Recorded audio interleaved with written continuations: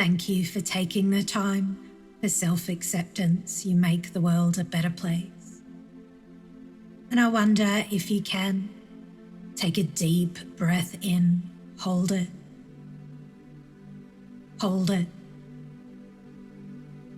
and let it go. Perfect. And before you begin this wonderful experience, if you can close your eyes and become aware of your breath. Perfect. And I'm curious if you can notice your chest expanding, relaxing, shoulders resting.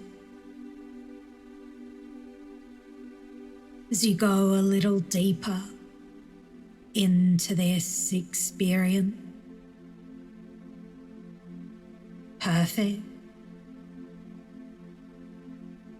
And sometimes it's like we all have those moments when it's easy to accept who we are, that we gave it our absolute best. Or we did that public speaking thing anyway.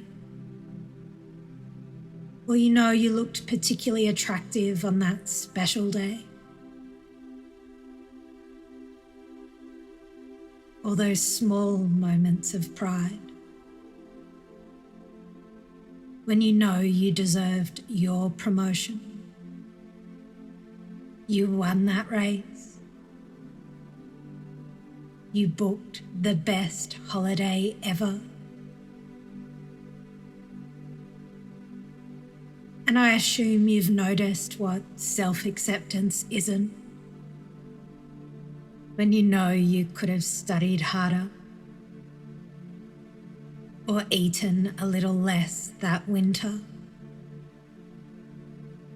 Or you just refuse to look in the mirror and buy that XXX sized t-shirt just because. And I'm also assuming you've noticed how unaccepting people can be. Is that a new shirt?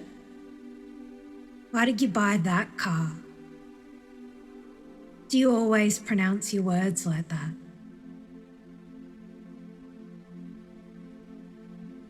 And on the inside, it can feel like a mental game of whack-a-mole. And all those thoughts, you can't seem to hit them on the head. And for some, it's almost like a buzzing mosquito.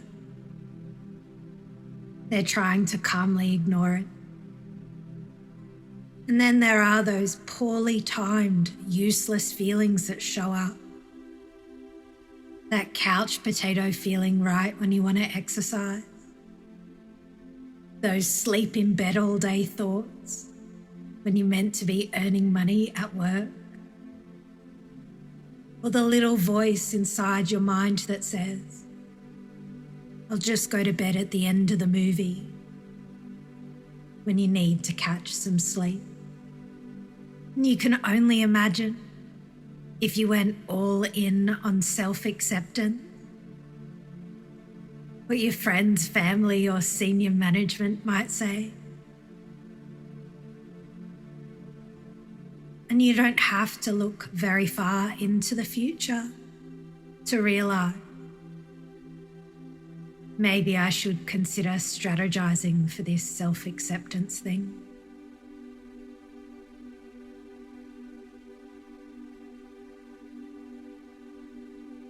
And from anyone's perspective, the farmer that chooses to plant flowers rather than weeds, or the preacher that confidently reads from the Bible, for whatsoever a man soweth, that shall he also reap. And I'm assuming you were born with 2 ears, 2 eyes, and genetically you couldn't control that outcome. And I really don't know how you decide what you can or can't control. about yourself. But I'm curious about you. And I can only imagine someone like you deserves to step into the inviting embrace of a beautiful, warm, bright, and wonderful environment of self-acceptance now. Because just like the trees and the sunshine, you are a child of the universe. You belong here.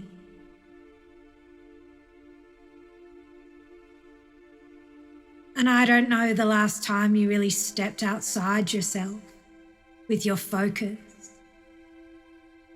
attention, not through self-acceptance, but just changing the lens you've been looking through. Literally looking beyond what you can see.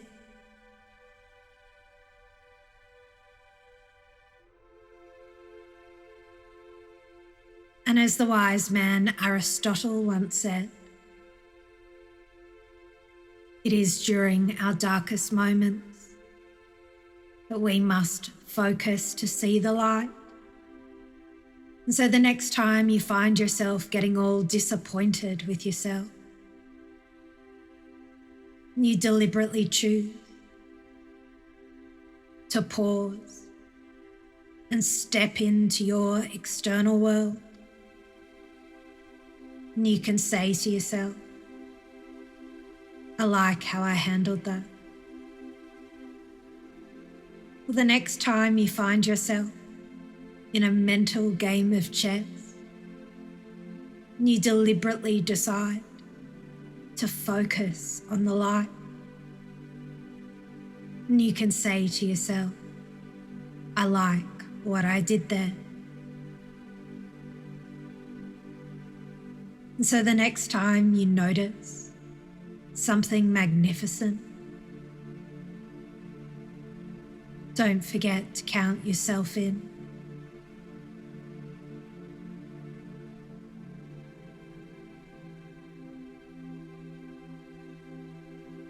And when you're ready to let your light shine back into the world, you can. Stretch out, wriggle your fingers and toes, and open your eye. Welcome back. You're perfect, just as you are.